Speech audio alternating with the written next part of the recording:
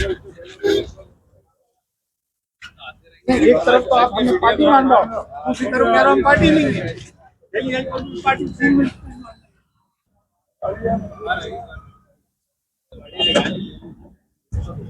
आओ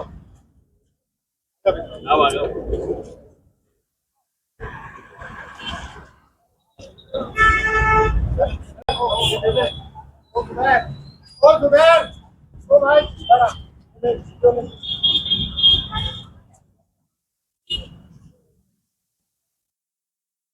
आ जाओ ना। वकील साहब आप इधर आओ। अरे आप इधर आओ ना, आप प्लीज यार इधर आओ। नहीं उधर आ जाओ बस इधर देख हेरो भाई। अब आप उधर इधर देखो ना। अरे फोन करना दिनेश जी को।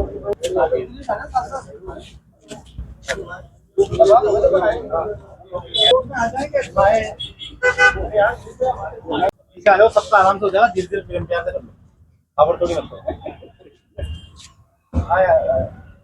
सब कुछ शॉट खराब हो गया, आराम से बना लो।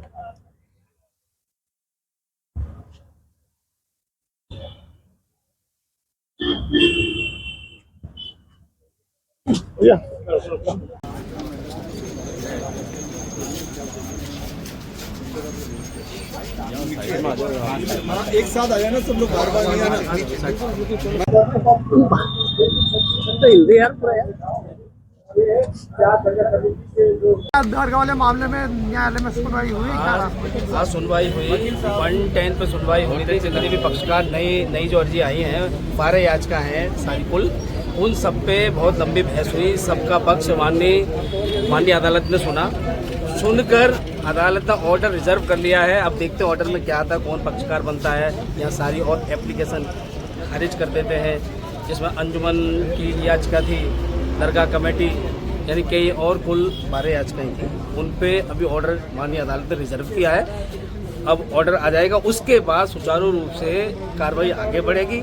7/11 पे जो सुनवाई जो पेंडिंग थी, जो दरगाह कमेटी ने ऑब्जेक्शन लगाया 7/11, उस पर सुनवाई होगी। वो 7/11 सुनवाई होने के बाद आगे की कोर्ट की कार्रवाई आगे बढ़ेगी।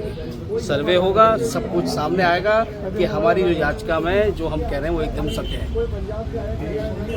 बनाया जाए नहीं बनाया जाए, ना हमने और से वहाँ कही गई कि जो भी यहाँ पक्षकार बनने आए हैं उन्होंने कोई नया तथ्य उसमें नहीं दिया है, और ना ही कुछ ऐसी चीज़ है जो हमसे छूट गई है।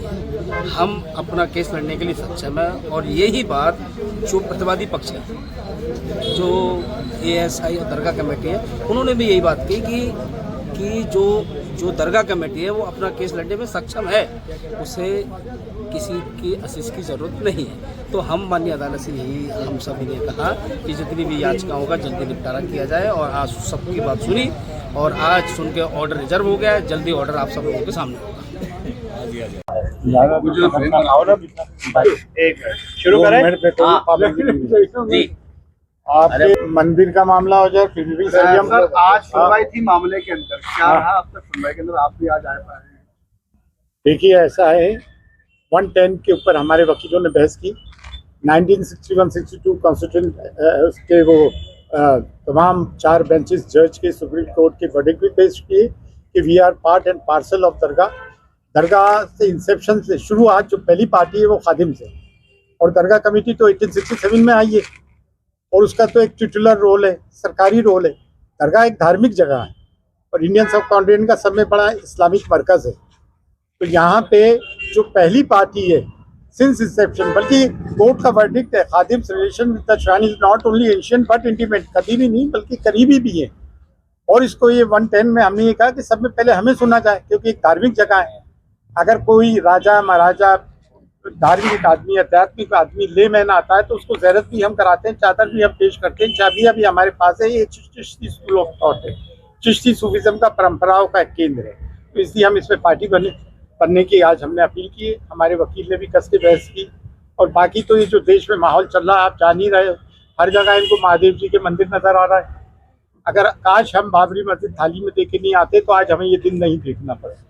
हर जगह कहीं मॉब लिंचिंग हो रही है, कहीं हाउस डिमोलिश हो रहे हैं, और कोर्ट को भी कोई चीजें देखना चाहिए कि कोई भी टॉम डिक एंड हैरी आके अगर कोर्ट में दे दे, ठीक है, सबका राइट है कोर्ट में जाने का, लेकिन इंस्टीट्यूशन की आस्था को भी देखा जाता है कि जहाँ हर साल प्राइम मिनिस्टर की चादर आती हो। इस साल तो खैर आई नहीं, किस दबाखत में नहीं आई हमें नहीं मालूम, लेकिन ख्वाजा मोइनुद्दीन चिश्ती की दरगाह के अरबों अनुयायी हैं, हर धर्म जाति हर संप्रदाय के, और जो भी धर्म जाति हर जाति के लोग यहाँ आते हैं, हम उनका आदर से सम्मान पूर्वक आदर करते हैं और सबके साथ मोहब्बत से पेश आते हैं।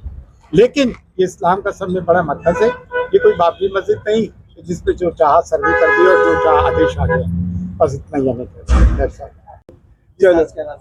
देखो, आज हम दो पंक्तियों में बताते हैं आपको कि 12 पक्षकारों की याचिका पर सुनवाई हुई। पक्षकारों ने याचिकाकर्ताओं की कि वे पक्षकार बनना चाहते हैं। जो वादी बनना चाहते थे राजवर्धन जी, हमने उसका भी विरोध किया क्योंकि एक भी पक्षकार हमने योग्य नहीं पाया जो किसी भी तरह के तथ्य को, ऐतिहासिक अभिलेख को, किसी रिसर्च को, किसी न्यायालय में आए तथ्य को प्रकट करने में योग्य हो। उनको किसी तथ्य का न तो ज्ञान था, न वो तथ्य को प्रकट कर पाए।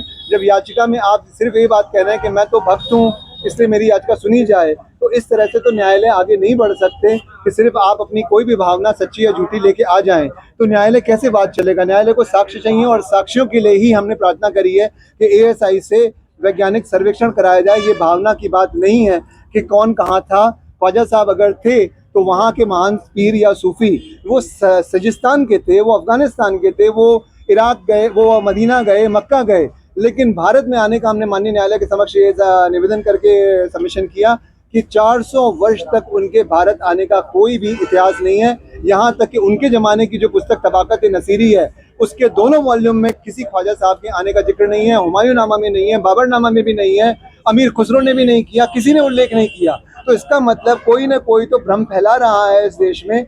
जब 1637 तक ये आया है प्रिवी काउंसिल के निर्णय में कि वहाँ का उसको बुलगोर थाना कहा गया है और दरोगा बुलगोर थाना वो एक हिंदू था। इसका मतलब 17वीं शताब्दी तक वो ये मान्यता थी कि ये हिंदू स्थान है। इस पर हमने माननीय न्यायालय के समक्ष वो परिभाषा भी रखी है कि बुलगोर थाना का मतलब कुरान में बोल को बाल जो है, बालगोर थाना, बाल का मतलब होता है हिंदू मूर्ति या कोई स्वर्ण मूर्ति। इसका मतलब वो स्थान स्वर्ण मूर्ति का स्थान था, वहाँ कभी स्वर्ण मूर्तियाँ स्थापित नहीं थी। हिंदू ही उसका निरीक्षक या संरक्षक होता था। उसको आप अरबी में या फारसी में मुतवल्ली कह सकते हैं। अब न्यायालय ये साक्ष्यों को देखेंगे कि अगर इन साक्ष्यों पे कोई पक्षकार योग्य उतरता है, खरा उतरता है, जो तथ्य प्रकट कर सके तो वो पक्षकार बनेगा, अन्यथा माननीय न्यायालय उन सब पक्षकारों याचिकाकर्ताओं की याचिका निरस्त करेंगे। जी, आज सुनवाई थी। बिल्कुल सुनवाई थी। 110 की भी सुनवाई हुई, किस तरह का क्या रहा? 110 की ही मामले की सुनवाई थी। जिन जिन भी पक्षकारों ने ऑर्डर 1 रूल 10 में पक्षकार बनने की प्रार्थना पत्र पेश कर रखे थे, सभी प्रार्थना पत्रों को माननीय न्यायालय ने विस्तृत रूप से सुनवाई कर अपना आदेश सुरक्षित रखा है और मैं समझता हूँ आगामी तारीख पे आदेश पारित किया जाएगा। सारे 110 लगभग barring 2 application, all applications have been heard. सभी एप्लीकेशंस को सुन करके कोर्ट ने अपना ऑर्डर रिजर्व कर लिया। मैंने ऑर्डर 1 रूल 10 जो हमारे दरगाह दीवान है सज्जादा नशीन साहब, उनकी तरफ से पक्षकार बनने की एप्लीकेशन की पैरवी करी थी कोर्ट के सामने। कोर्ट ने उसको सुन लिया है। जो भी आदेश होगा, सिद्धार्थ बापना। अरे रोल। आज माननीय न्यायालय में वादी विष्णु गुप्ता द्वारा जो वाद अजमेर कोर्ट में लगाया गया है, जिसे आस्था की बुनियाद के ऊपर वो यहाँ पे मंदिर होने का जो अपना दावा है वो देने आए हैं, उस पर सभी पक्षकारों को कोर्ट ने सुना। हम सर्वधर्म ख्वाजा मंदिर पंजाब होशियारपुर ज़िले से सूफी श्री राज जैन की ओर से यहाँ पे प्रस्तुत हुए और हमने अपनी बात रखी। यहाँ पे सारे पक्षकार जो लोग हैं वो सभी अपनी भावनाओं को लेकर, अपनी संवेदनाओं को लेकर, अपनी जो धार्मिक आस्था है उसको लेकर यहाँ पे प्रस्तुत हुए हैं। हम सर्वधर्म ख्वाजा मंदिर की जानिब से जो वहाँ पे पंजाब में होशियारपुर में पहला देश का मंदिर जो सूफी मंदिर है, जिसके तौर पे हम लोग वहाँ के उसके सूफी राज जैन जो है वो उसके संरक्षक है। तो माननीय न्यायालय को हमने अपनी बात रखी है ताकि हमें भी उसमें प्रस्तावित जो वादी पक्षकार के तौर पे हमें जो बनाया जाए और प्रतिवादी बनाया जाए, तो माननीय न्यायालय ने हमें बहुत अच्छे से सुना और अगली सुनवाई 6/5/2026 को ऑर्डर पे रखी है। ये तय होगा कि कौन इसमें अगला पक्षकार बनेगा और कौन नहीं बनेगा।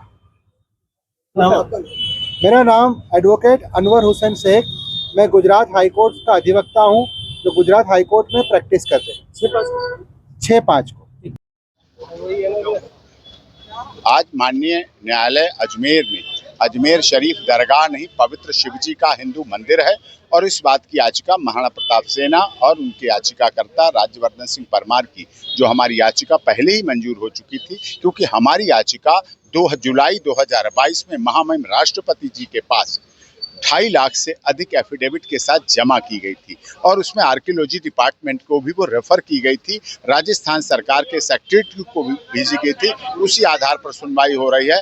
अब आगे का जो भी फैसला होगा, आगे का जो भी है रिजर्व किया गया है, उस पर आगे का फैसला होगा और उस पर रिजर्व करके साफ तौर पर बात है, हमारी लड़ाई ये है कि प्राचीन शिव मंदिर है, दरगाह नहीं है। जैसे आतताई आए, आक्रमणकारी आए, आतंकी आए, उन्होंने सोमनाथ मंदिर, अयोध्या मंदिर, शिवजी मंदिर, मथुरा, काशी पर जैसे कब्जा किया, इसी तरह से यहाँ भी ऐसा ही हाल हुआ है, जिस पर पूरी तरह से सुनवाई हो रही है। माननीय अदालत फैसला करेगी और राज्यवर्धन सिंह परमार जो हमारे याचिकाकर्ता, उनकी याचिका जुलाई 2022 से लगी हुई है, आर्कियोलॉजी को भेजी गई है और इस पर जो लोग उसमें कहना चाहते तो उनकी तरफ से कह दिया गया है और सारी प्रोसीडिंग कंप्लीट कर दी गई है आज।